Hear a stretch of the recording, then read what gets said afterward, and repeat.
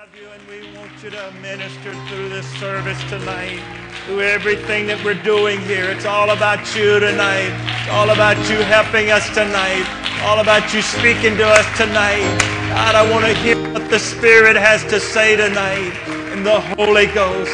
Praise God. While we're all standing tonight and turning in the Word of the Lord to Genesis chapter 2, hey God, I just know that the Holy Ghost has already let me know that it's ready to enter into this place and speak words to help and direction to your life tonight. So God is really going to give you direction tonight.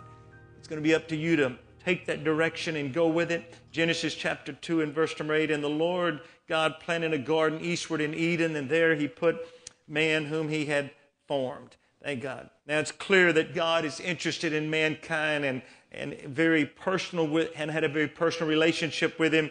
And in chapter 2, he keeps man very busy. Verse number 20 says, and Adam gave names to all the cattle and the fowls of the air and every beast of the field.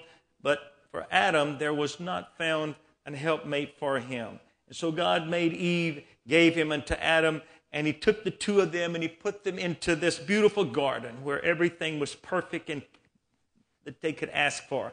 Thank God. What a wonderful thing to realize how much God loved man, that he did that for him.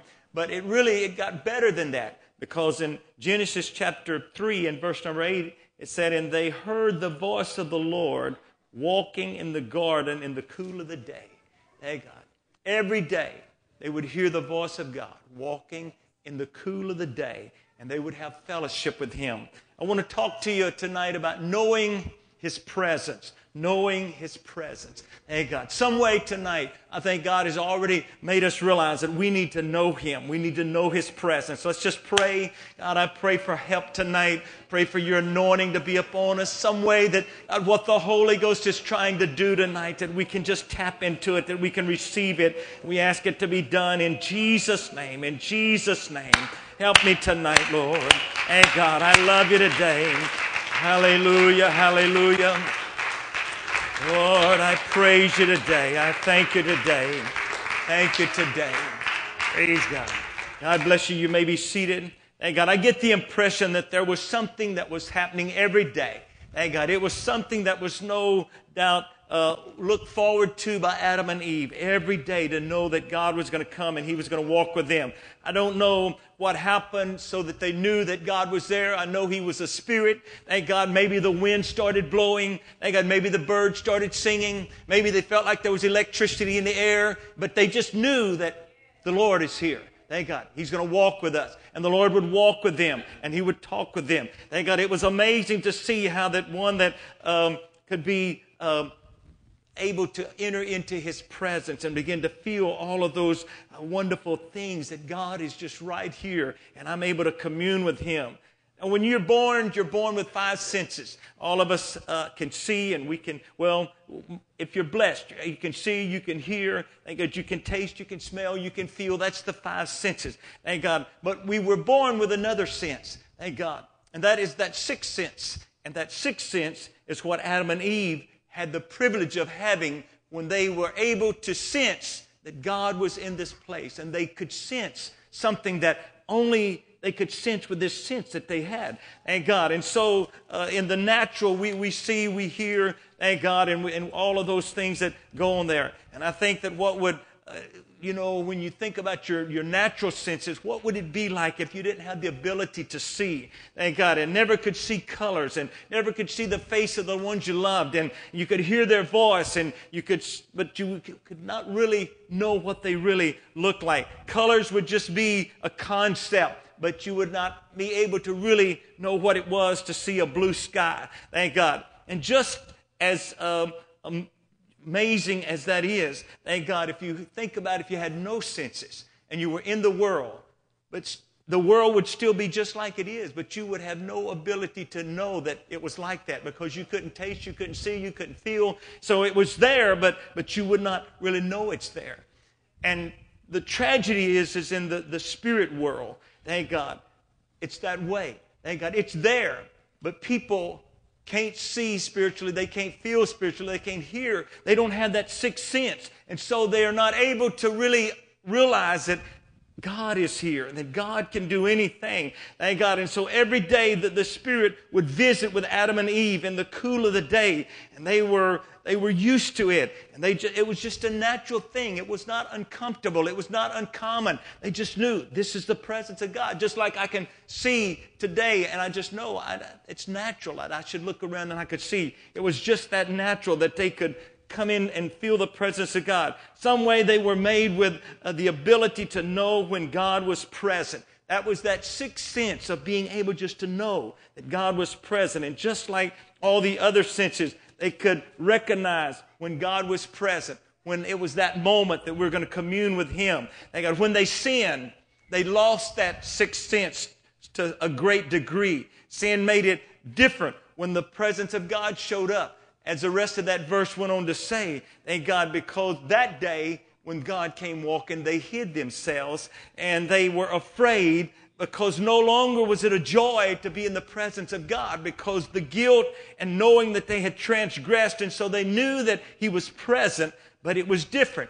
It wasn't the same anymore. And gradually, mankind began to lose that sense of His presence and His awareness. Later, Cain, when he heard God talking to him about his brother's blood, Cain just became very sarcastic and said, well, God, am I my brother's keeper? And so he was just sarcastic, even though he knew he was in the presence of God. It didn't really mean anything to it. And it seemed that man lost his longing for the presence of God, and it became a rare thing for someone to even know the presence of God.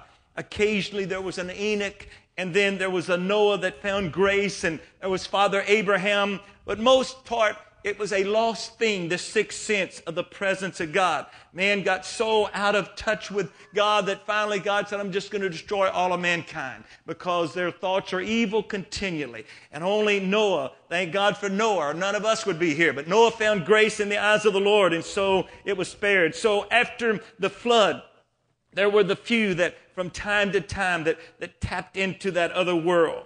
I guess one of the best ones was Joseph, and God, without a church, without a preacher, and God, without a Bible, some way he got a relationship with God, that even when he was tempted by Potiphar's wife, and there was something inside of him that said, I can't do this against my master, and I can't sin against God. There was something about God that said, I can't. I just sense my God, and there's no way that I can fail Him. And then Moses had the burning bush experience, and he was never the same again. It changed his life. But for the most part, that sixth sense was lost, the ability to really know the presence of God.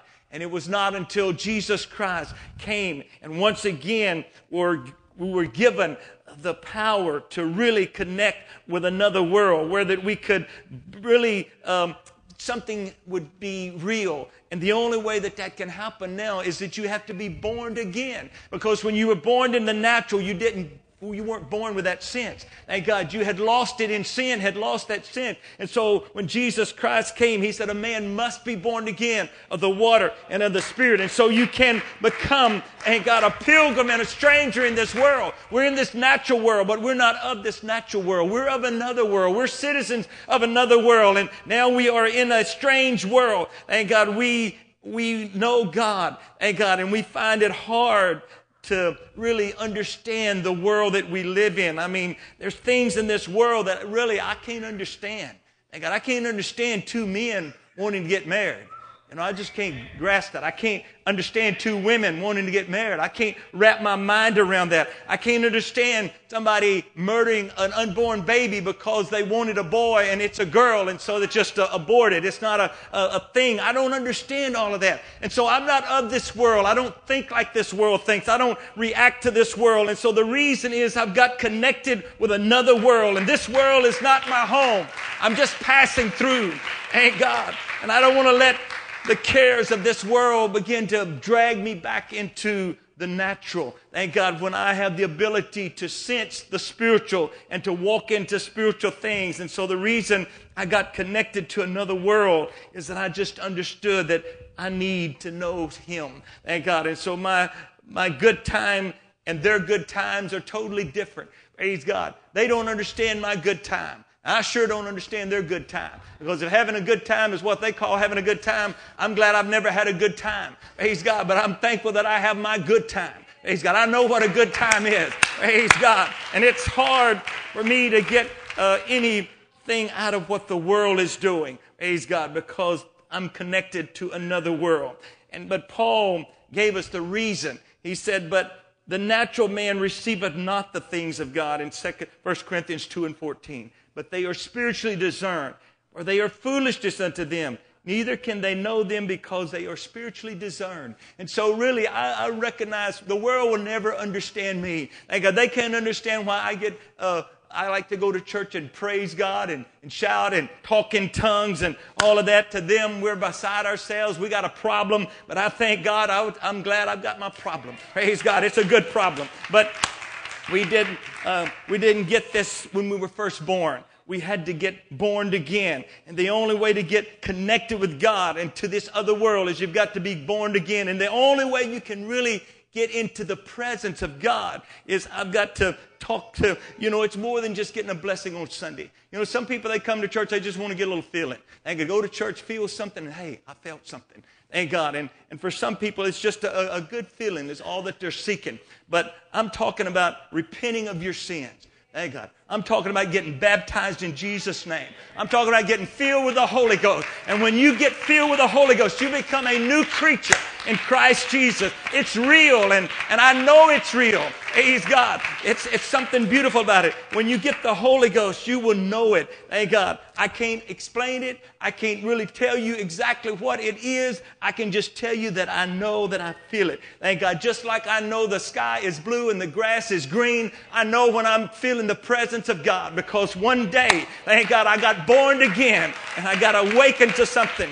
Thank God. And after that, there will be times out of the clear blue that you will just know that He's present. You can just be driving in your car and suddenly you can just get your mind on the Lord and suddenly you just know that He's real. Thank God. You can just be listening to a song and suddenly His presence just comes there. Thank God. There's been times when I was praying and struggling with the load and struggling with the burdens of the church and concern for people, and suddenly He just showed up. Thank God. And then my troubles just all rolled away. Praise God. My fears all just rolled away. And suddenly I just reminded myself, hey, it's God's church, and you're gonna take care of it. He's going to have a church. He's going to have a bride. Everything's going to be all right. Thank God. And even here tonight, thank God, He showed up. Thank God, He showed up. He wants to heal you. He showed up and He shared things with you tonight. God has showed up here so that He can minister to bring peace to the storm that you're in. Praise God. If you walked in here and your life's been in a storm, the Lord showed up. He said, hey, I want to just speak peace to it. Praise God. He can do it tonight.